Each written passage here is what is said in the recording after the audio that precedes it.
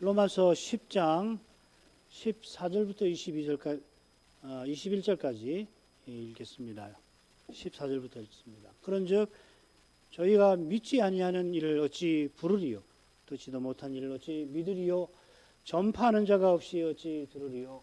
보내심을 받지 아니하였으면 어찌 전파하리요? 기록된 바 아름다웠도다.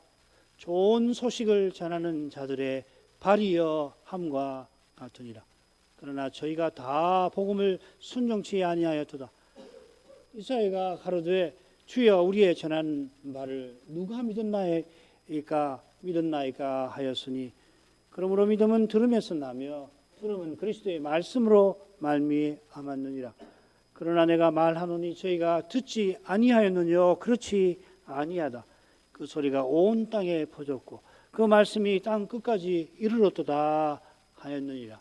그러나 내가 말하노니 이스라엘이 알지 못하였느뇨? 먼저 모세가 이르되 내가 백성 아닌 자로서 너희를 시기나게 하며 미련한 백성으로서 너희를 노엽게 하리라 하였고, 또한 이사야가 매우 담대하여 이르되 내가 구하지 아니하는 자들에게 찾은 바 되고 내게 문의하지 아니하는 자들에게 나타났노라 하였고, 이스라엘을 대하여 가라사대 순종치 아니하고 거스려 말하는 백성에게 내가 종일 내 손을 벌려두라 하셨느니라.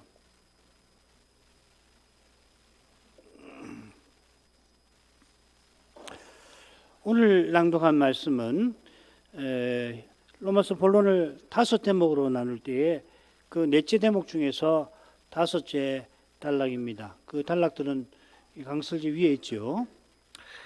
이 넷째 대목은 하나님께서 이스라엘만 아니라 유대인도 주를 부르게 하신다 하는 교훈을 담고 있습니다. 이게 특별히 다음 시간부터 살필 11장의 핵심 주제지요.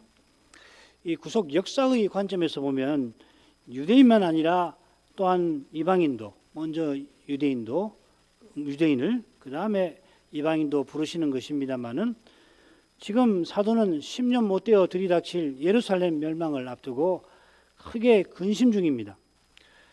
자기가 그리스도에게 끊어지는 저주도 감수하면서 동족의 구원을 간절히 원하며 또 간구한다 하였습니다. 주의 이름을 부르는 자는 구원을 얻으리라. 이 요엘의 예언을 사도가 인용하는데 사도 자신이 얼마나 주의 이름을 간절히 부르고 있었을까 엿보게 되는 겁니다. 장차 재림 직전에 남은 신자들이 사도의 심정을 아마 그분들이 제대로 헤아리지 않을까 그런 생각이 들었습니다. 그때 그저 자기가 원수의 미혹과 위협을 견디는 것만 아니라 주님의 교회가 큰 미혹과 핍박을 이기는 그런 구원을 그들은 간절히 구하게 될 것입니다.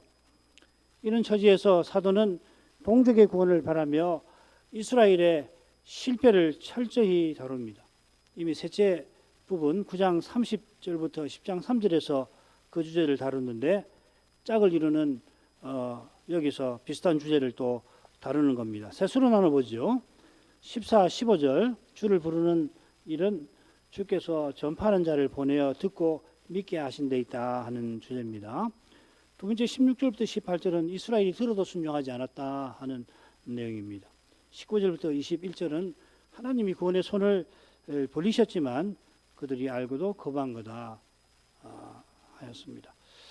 그러니까 앞뒤로 하나님이 은혜로 구원의 일을 행하신 사실을 사도가 전하고 있는 거죠. 자, 이런 사실은 이스라엘의 실패가 그들이 들어도 순종치 아니한 데 있다 하는 것을 분명히 보여줄 것입니다. 14, 15절 그런즉 저희가 믿지 아니하는 자를 어찌 부르리요? 듣지도 못한 일을 어찌 믿으리요? 전파하는 자가 없이 어찌 들으리요? 보내심을 받지 아니하면 어찌 전파하리요? 기록된 바 아름다웠도다. 좋은 소식을 전하는 자들의 발이여 함과 같으니라. 이 말씀은 지난 시간 살핀 마지막 구절과 바로 연결이 됩니다. 사도는 요엘을 인용하였습니다. 선자는 잠차 남은 자들에게 성신 주실 것을 전하고 그 일 후에 여호와의 무서운 심판이 임할 텐데 바로 그때 여호와의 이름을 부르는 자는 구원을 얻을 거라 예언했죠. 이 예언은 이 예배에서 주의 이름을 부르는 일도 물론 가르치지만은 궁극적으로는 이 마지막 심판 때에 주를 부르는 일을 가리키는 것입니다. 그래서 구원을 얻으리라 이 미래형을 쓸 때 특별히 그렇습니다. 물론 둘은 붙어 있죠. 지금 주를 참으로 부르는 이가 마지막 심판 때 주께서 내 아버지께 복 받은 자들이여 하고 부르실 그 사람들입니다. 그때 그러나 주여 주여 하면서 그 엄중한 자리에서 놀랍게도 자기를 내세우는 일이 있을 텐데 이들은 지금 죄와 죽음의 현실에서 주의 긍휼과 은혜를 구하지 아니합니다. 아울러 이 말씀은 믿음으로 말미암는 의가 금하는 태도와 정반대됩니다. 믿음의 의는 누가 하늘에 올라가겠느냐 그렇게 말하지 말라고 엄히 금하였죠. 금하는 그 태도가 어떤 것입니까? 사람이 자기 힘으로 하늘에 올라가서 자기 지혜로 하나님 말씀을 듣고서 깨달아 그 깨달은 말씀을 가지고 내려와서 전하여 남이 듣게 하고 믿게 하려 하는 그런 태도죠. 이 태도는 무엇보다 그리스도를 거부하는 거고 그리스도 주신 하나님의 사랑을 멸시하는 겁니다. 이런 교만한 사람은 말씀을 전하지 못할 뿐만 아니라 아예 깨닫지도 못합니다. 바울 사도가 지혜에 권하는 말로 아니하고 오직 성신을 의지하여 복음을 전할 때에 내가 두려워하며 힘이 떨었다. 약하며 두려워하며 힘이 떨었다 하였습니다.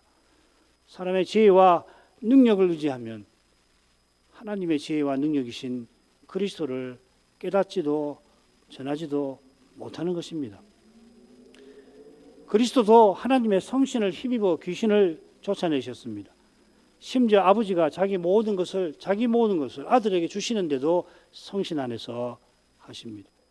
자존하신 하나님이 삼위 안에서 서로를 기꺼이 의존하시는데 날마다 하나님이 주시는 생명과 호흡과 모든 선한 것으로 사는 그런 인생이 감히 자존하려 하는 여기에 죄의 본질이 있다 할 것입니다.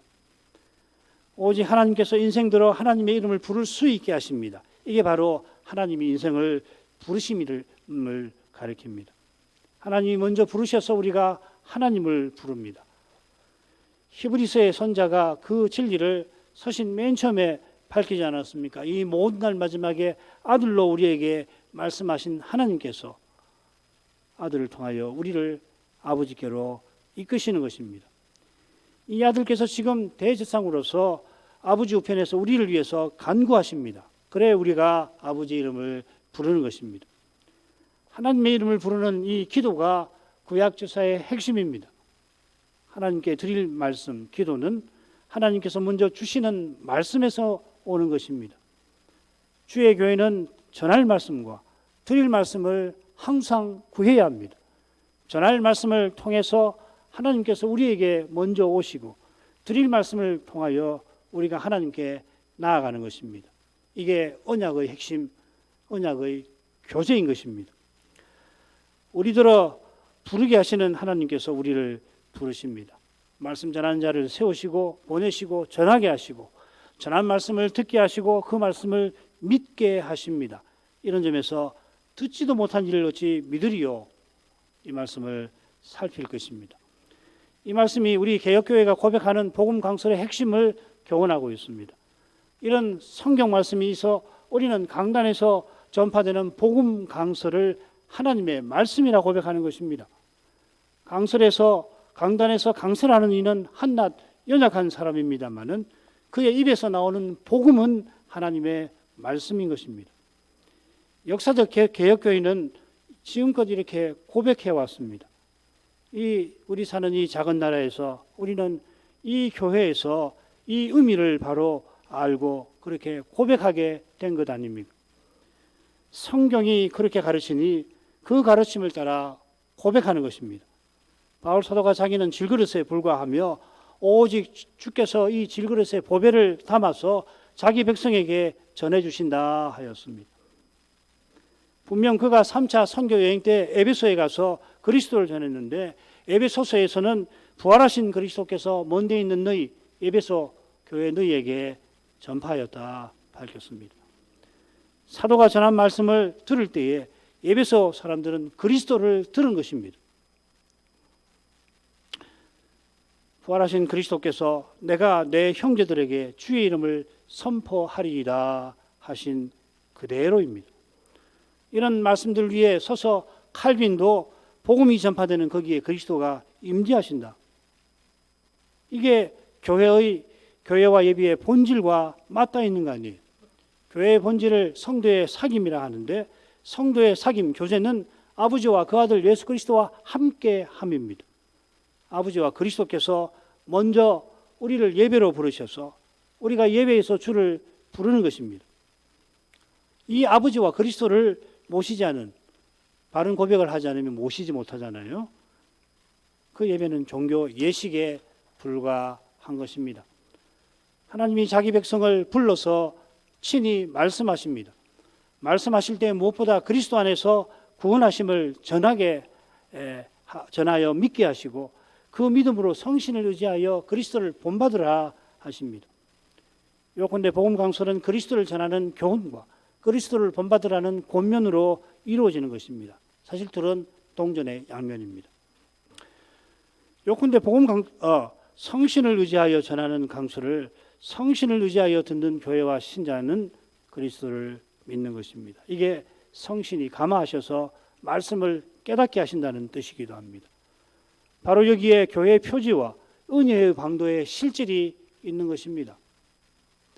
교회가 일어서고 넘어짐이 믿음으로 어렵다 하심에 있다 개혁자들이 고백했는데 이 고백은 결국 사도가 전한 대로 그리스도를 전하고 받는 거기에 교회의 존재와 존립과 행진이 달려있다 하는 그것인 것입니다.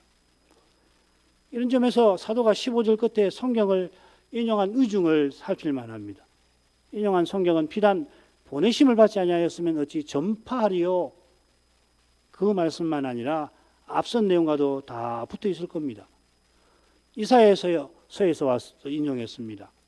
둘째, 셋째 부분에 계속 이사야서가 인용이 되는데 여기서는 52장 7절에서 인용을 했습니다. 밑줄 친 데가 인용된 부분입니다. 좋은 소식을 가져오며 평화를 공포하며 복된 좋은 소식을 가져오며 구원을 공포하며 시온을 향하여 내 하나님이 통치하신다 하는 자의 산을 넘는 말이 어찌 그리 아름다운고. 이 예언이 이스라엘이 바벨론 포로에서 돌아오게 하실 그 일을 가리키는 동시에 우리를 흑암의 권세에서 건져서 사랑의 아들의 나라로 옮기시는 그 일을 또한 교훈하는 것입니다. 사도는 이 예언이 자기 시대에 자기를 통하여 이루어지고 있음을 확신하고 있습니다. 이제 바벨론 포로에서 돌아가게 하신다. 바벨론에서 이제 여호와 하나님 우리를 포로에서 돌아가게 하신다. 이 소식을 들은 이들은 그 소식을 전하려고 험한 산을 넘어온 그 이의 발을 보고서 먼지가 얼마나 묻었을까요? 얼마나 기쁘면 급하게 전하려고 내달렸을까요? 그 발이 얼마나 험하고 먼지로 가득하였을까요? 그걸 보고 어찌 그리 아름다운고 했을 것입니다. 갈라디아서를 보면 사도가 전한 복음을 기쁘게 받을 때에 그들이 바울을 예수님처럼 그리스도를 대하듯이 하였고 눈병 심한 사도를 위해서 할 수가 있다면 자기 눈이라도 뽑아서 주려고 했을 텐데 똑같은 심정 아니겠습니까? 사도는 이제 3차 선교 여행을 마치고 예루살렘 올라가는 길인데 험한 고난이 기다리고 있는 줄을 잘 알지만 에베소 사람들이 전한 복음을 기쁘게 받은 그 사실에서 선자의 예언이 이루어진 것을 확신하면서 담대히 자기를 거부하는 동족에게 나아가는 중입니다. 어떤 일이 기다리고 있는지 다 알지는 못하지만 실은 모르는 것이 실로 많지만은 주님의 사랑을 의지하고서 주신 사명을 이루실 것이라 확신하며 사도는 가는 것입니다. 그 다음 부분, 그러나 저희가 밑줄 친 부분들 보시면서 들으십시오. 그러나 저희가 다 복음을 순종치 아니하였도다. 이사야가 가로되 주여 우리의 전하는 바를 누가 믿었나이까 하였으니 이러므로 믿음은 들음에서 나며 들음은 그리스도의 말씀으로 말미암았느니라. 그러나 내가 말하노니 저희가 듣지 아니하였느뇨. 그렇지 아니하다. 그 소리가 온 땅에 퍼졌고 그 말씀이 땅끝까지 이르렀도다 하였느니라. 17절에서 구원 얻는 길을 사도가 천명하는데 앞뒤에 보시면 그러나 이건 굉장히 강한 표현입니다. 알라라고 하는 건데 하면서 이스라엘의 실패를 말하고 있죠. 이스라엘의 실패가 복음을 순종치 아니하는데 듣고도 그리 한데 순종치 아니한데 있습니다. 이것이 확실한 진리인 것을 각각 성경을 인용하여 분명히 하는 겁니다. 아울러 여기 듣는다는 낱말이 여러 번 나오죠. 한글 개역에 따르면 들음, 듣는다 17, 18절에만 나옵니다만은 그런데 16절에도 들음, 듣는다는 표현이 나옵니다. 조금 이따가 설명을 합니다. 온통 듣는다는 이야기가 지금 여기 나오는 겁니다. 몇 번인지 세보지 못했지만은 우선 저희가 다 복음을 순종치 아니하였다. 이게 정확히 무슨 뜻일까요? 이 표현은 저희가 복음을 다 순종한 것은 아니라 일부는 순종하지 않았다. 그런 뜻입니까? 번역을 보면은 꼭 그렇게 읽게 생겼어요. 여러분 갖고 계시는 영어들이 대부분 그렇게 번역이 되어 있을 겁니다. 그런데 이렇게 새기면 인용된 말씀과 어울리지 않죠. 우리가 전하는 바를 누가 믿었나이까? 이건 안 믿었다는 이야기 아니에요. 수사문문이죠. 이게 이사야 53장 1절입니다. 이 말씀은 바로 앞에 이사야 52장 13절부터 15절과 함께 한 단락을 이루어요. 성경이 52장, 53장 딱 끊어놓으니까 우리가 53장부터 생각하는데 52장 13절부터 사실은 여호와의 종의 노래 마지막 네 번째 종의 노래가 시작되고 문단으로 그걸 작은 단락으로 나누면 52장 13절부터 53장 1절까지가 첫째 소단락이에요. 장차 열방이 여호와의 종으로 인해서 깜짝 놀라게 되는데 그들이 전파되지 않은 것을 보고 듣지 못한 것을 깨달을 것이라 깜짝 놀랄 거다. 깨닫고서는 세상에 이런 일이 있나. 그런데 여호와의 종이 그 모습이 사람처럼 보이지 않을 만한 고난을 겪게 되는데 그 고난이 많은 나라를 정결하게 만들어서 하나님을 예배하게 할 것이다. 이게 52장 13절부터 15절까지의 내용입니다. 번역으로는 이게 잘 알기 어려운데 이런 내용입니다. 이 메시아를 이사야 선지자가 계속해서 전하고 있잖아요. 그러나 전하는 바를 듣고 믿는 이가 선지자의 눈에 별로 보이지는 않습니다. 우리의 전한 바라고 했는데 이 우리가 누군가 의견이 분분한데 이사야서에서 우리라는 말이 나올 때 모두가 그렇지는 않습니다만은 많이 나오지도 않습니다. 실은 분량에 비해서 우리라는 말이 나올 때 선지자와 선지자의 말씀을 듣는 이로 보면 딱 좋아요. 이 이사야서를 이해하는데 매우 중요한 겁니다. 소수만 선지자의 말씀을 받았지 대다수는 우상 섬기는 베드로 치닫고 있었습니다. 이스라엘은 선지자가 이 말씀을 전하고 100년 남짓 지나 멸망하고 말죠. 많은 사람이 멸망하는 것도 슬픈 일입니다만 언약의 나라가 무너지는 것은 더욱 그러한 것입니다. 하나님의 구원이 나나 예수 믿고 천당 가는 정도가 아닌 것과 마찬가지죠. 지금 유대인이 자기 선조처럼 멸망을 향하여 치닫고 있습니다. 그런데 희한하게도 이들이 사도를 미워하고 핍박하고 있어요. 그러니까 멸망을 가속하는 거죠. 가속화하는 거죠. 17절의 교훈을 살피기 전에 한 가지만 더 보겠습니다. 우리의 전하는 바라 새겼는데 17절의 들음하고 똑같습니다. 같은 낱말입니다. 히브리어로도 이 전하는 바라는 말, 그 히브리 이사야서 53장 1절에 전하는 바도 이 듣는다 하는 동사에서 왔습니다. 그래 이 낱말이 명사가 듣는 행위를 가리키면 들음이라 번역을 하고요. 들은 소식을 가리키면 전하는 바라 할 수가 있습니다. 그런데 무엇보다 선지자가 여호와께 듣고서 전하는 거라 그래서 전하는 바라 이렇게 새기는 겁니다. 낱말 자체는 들음입니다. 영어로 하면 hearing입니다.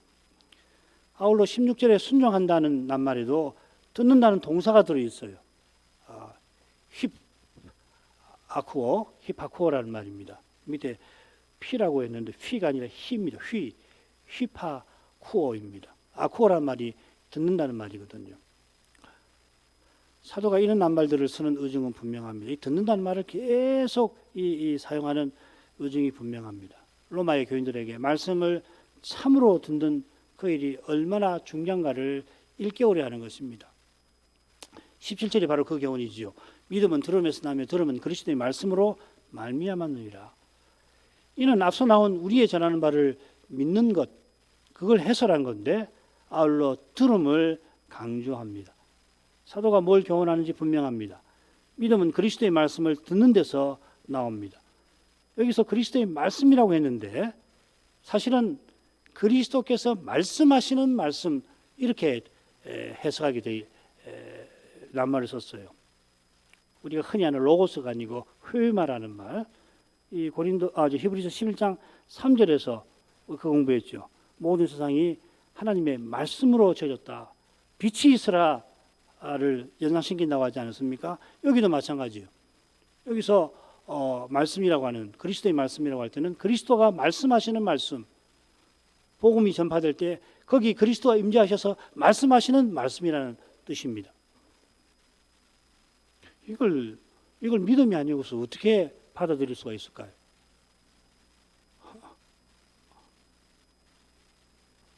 그러나 믿음이 신비한 것이듯이 이런 신비한 과정을 통해서 하나님 믿음을 불러일으키고 견고하게 하시는 것입니다. 이걸 고백하지 않고 이런 일이 없으면은 믿음이 없는 거예요. 생기지 않는 거예요. 믿음이 강화될 수가 없는 것입니다. 말씀하신 내용도 가리킵니다마는 그 내용을 말씀하고 계신다 하는 그 점을 동시에 가리키려고 로고스라는 말을 쓰지 않고 회마라고 하는 말을 쓴 것입니다. 사도는 자기가 그리스도를 전할 때 그리스도께서 말씀하셔서 믿게 하신다는 것을 강조하는 겁니다. 이건 조금 전에 살폈죠. 그러나 하고서 사도는 저희가 듣지 아니하였느뇨 묻습니다. 내가 말하노니 덧붙여서 엄숙히 증언하는 태도를 취하면서 묻습니다. 이렇게 묻는 것은 지금 이스라엘이 믿지 않는다는 것과 붙어 있죠. 자기 동족이 믿지 아니하는데 듣지 못해서 믿지 아니하는 것인가 하는 거죠. 그런 질문에 대해서 사도는 단호하게 그렇지 아니하다 덧붙입니다. 그러면서 성경을 인용해요. 성경대로다. 그러면서 인용한 성경이 흥미롭습니다. 인용된 성경은 소위 자연 시편이라는 별명을 가진 19편에서 나왔죠. 하늘이 하나님의 영광을 선포하고 궁창이 그 손의 행사를 나타냅니다. 날은 날에게 말하고 밤은 밤에게 소식을 전합니다. 사람의 언어를 이 피조물이 사용하는 것도 아니고 사람의 귀에 들리는 소리가 없습니다. 그러나 시인은 그들의 소리가 온 땅에 퍼지고 그들의 말이 땅끝까지 이르렀다 하는 것을 듣습니다. 피조물의 신음을 듣는 사도도 시인처럼 듣습니다. 그런데 이스라엘은 듣지 못합니다. 그 이유는 하늘이 선포하고 있는 하나님의 영광을 그들이 보지 못한 데 있는 것입니다. 그런데도 사도는 그들이 듣지 아니한 게 아니라고 하는 겁니다. 이 말은 들어도 알지 못한다 하는 뜻이겠습니다. 깨닫지 못한다는 뜻이지요. 사도가 사람의 은으로 온 땅에 땅끝까지 가서 복음을 전하고 있어서 가는 곳마다 먼저는 회당을 찾아가고 회당이 없으면 기도처에 가서 전하고 있으니 그들이 듣지 않을 수가 없습니다마는 그러나 그들은 믿지 않습니다. 여러분 어떻게 이럴 수가 있는 것입니까? 사도가 간곡히 동족을 권하는 모습이 우리 마음에 떠오릅니다.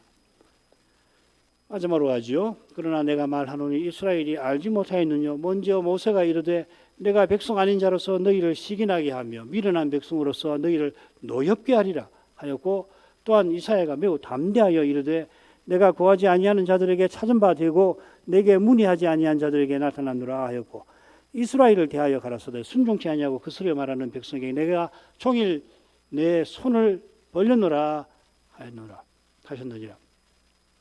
사도는 이스라엘이 모세 때부터 들어오던 그 말씀을 인용하면서 결국 하나님 사랑을 힘써서 전하는 것입니다.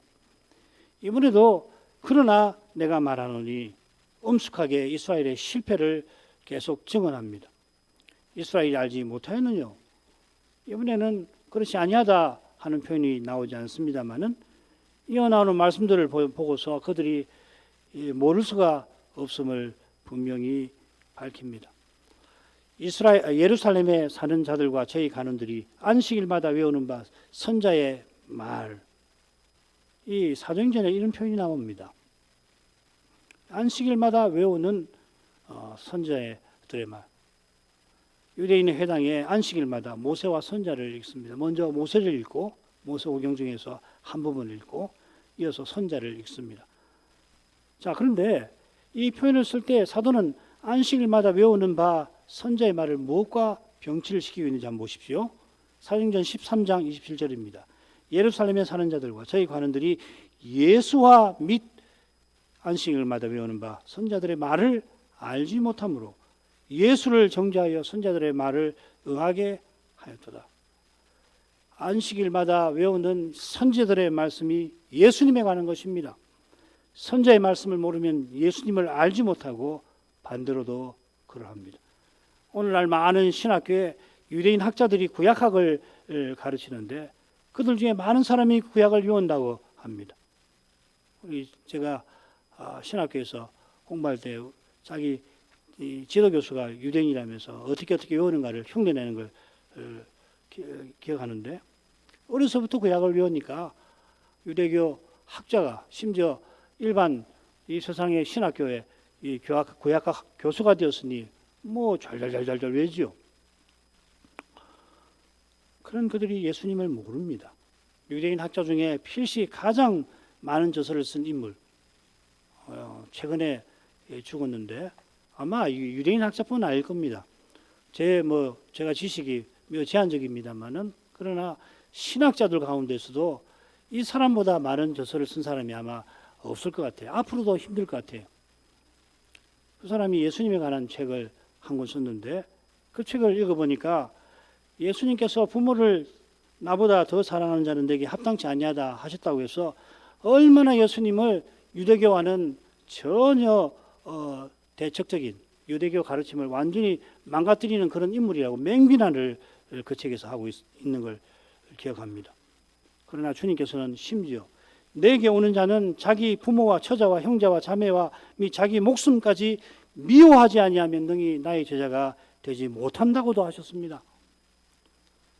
이 말씀을 깨닫지를 못하는 사람은 예수님을 바로 아는 사람이라고 할 수 없지요.